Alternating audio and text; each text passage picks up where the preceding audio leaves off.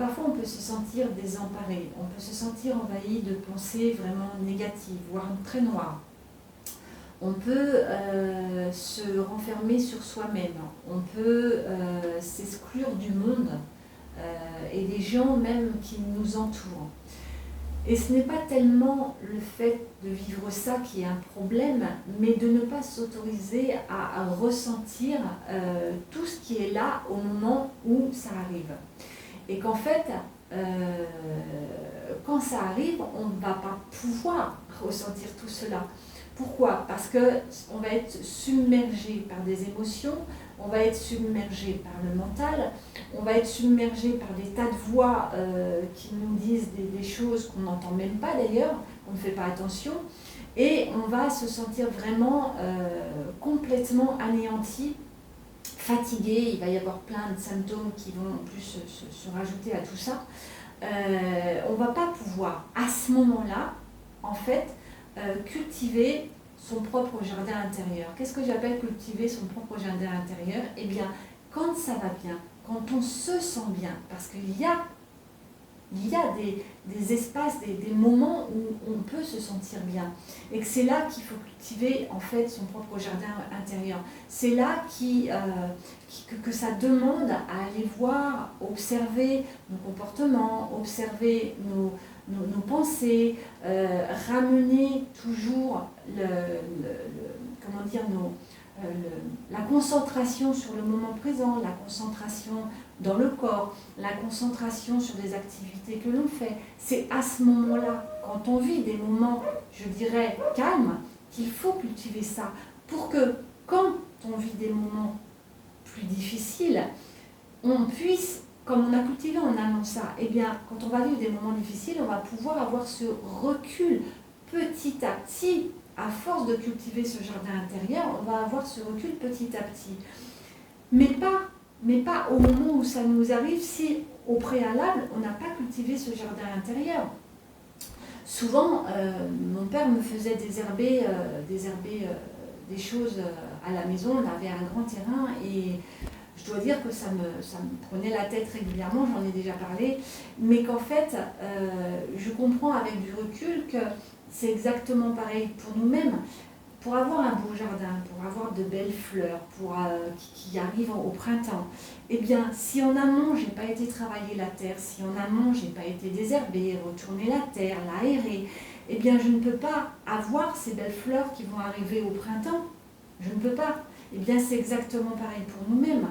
Pour que je puisse, quand il va y avoir une vague, je dirais, j'appelle souvent ça un tsunami qui est très représentatif, mais quand il va y avoir une situation difficile que l'on va vivre, si au préalable, en amont, quand tout allait bien, j'ai cultivé, je me suis servi d'outils, non pas dans l'objectif de me guérir, mais dans l'objectif de revenir au moment présent, eh bien, quand je vais vivre cette situation difficile, je vais moins être en prise à toutes ces émotions.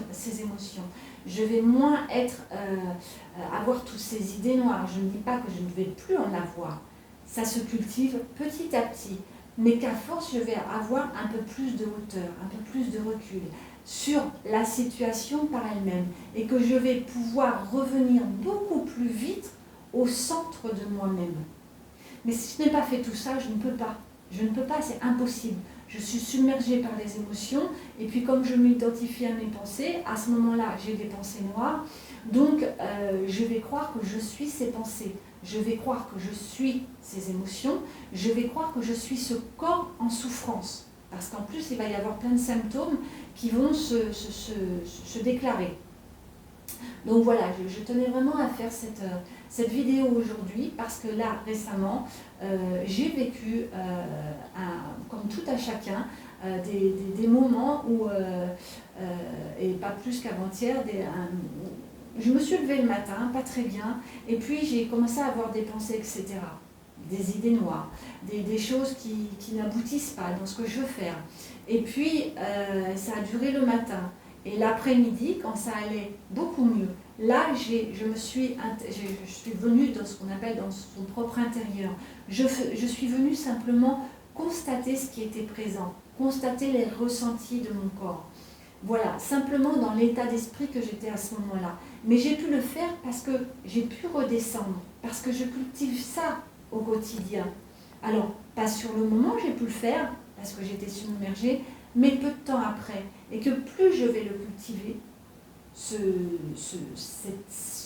reconnexion à soi-même, cette intériorité à soi-même, plus je vais cultiver ça, et plus je vais pouvoir prendre de l'espace entre ces voix, ce comportement, cette identification à l'ego, ça va prendre de plus en plus d'espace. Pourquoi? Parce qu'au fur et à mesure, l'ego va passer en arrière-plan. Voilà, je tenais vraiment à vous partager ça parce qu'on ressent tous des choses difficiles.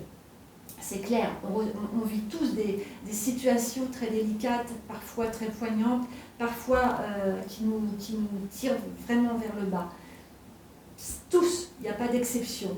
Par contre, à force de cultiver ce jardin intérieur, à force de cultiver notre intériorité, notre présence à soi-même et au monde qui nous entoure, à nos propres pensées, nos conditionnements, nos comportements, eh bien, en cela, on va pouvoir avoir un peu plus de recul, donc un peu plus de paix, parce qu'en vivant des choses difficiles et en vivant également des moments de joie, comme tout à chacun, à force de faire ça, à force de faire cela, imaginez une balance, vous savez, où on met le poids d'un côté et les légumes, comme on pesait beaucoup avant, eh bien, cette balance va pouvoir s'équilibrer. Et quand elle s'équilibre, eh bien, elle revient au centre. On revient au centre. Et quand on revient au centre, c'est l'harmonie, c'est la paix, tout simplement. Voilà. Je vous fais des gros bisous et je vous dis à très bientôt.